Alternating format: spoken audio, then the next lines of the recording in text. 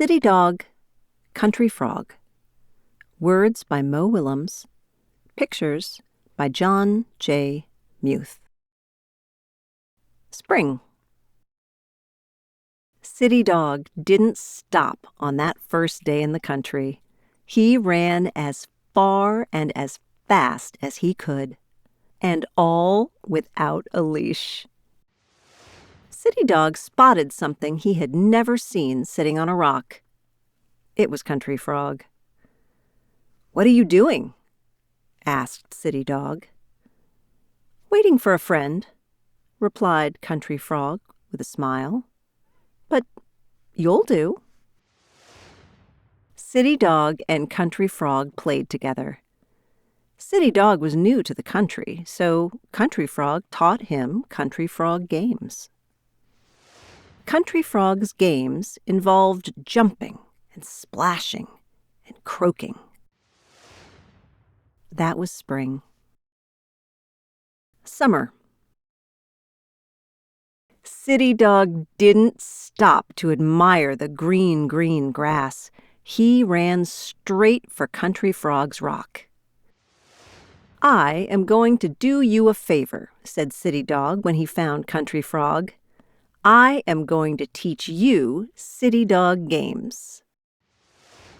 City Dog's games involved sniffing and fetching and barking.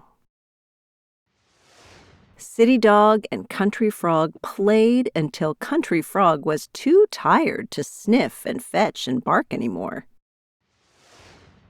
That was summer. Fall.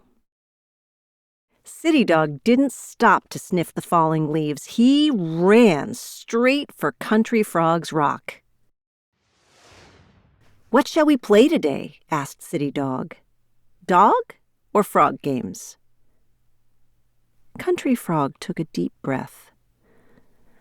"I am a tired frog," replied Country Frog. "Maybe we can play remembering games." City Dog and Country Frog sat together on the rock. They remembered their spring, jumping and splashing and croaking.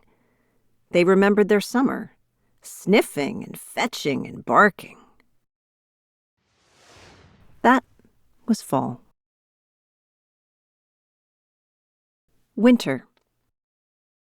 City Dog didn't stop to eat the snow. He ran straight for Country Frog's rock. City Dog looked for Country Frog. Country Frog was not there.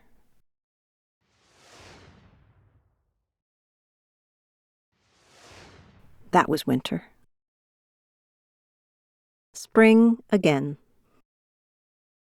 Country Chipmunk spotted something she had never seen, sitting on a rock.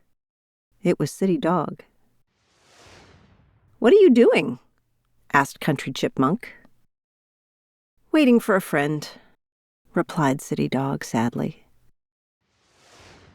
Then he smiled, a froggy smile, and said, "But you'll do." That was spring again. That was fun! Yeah.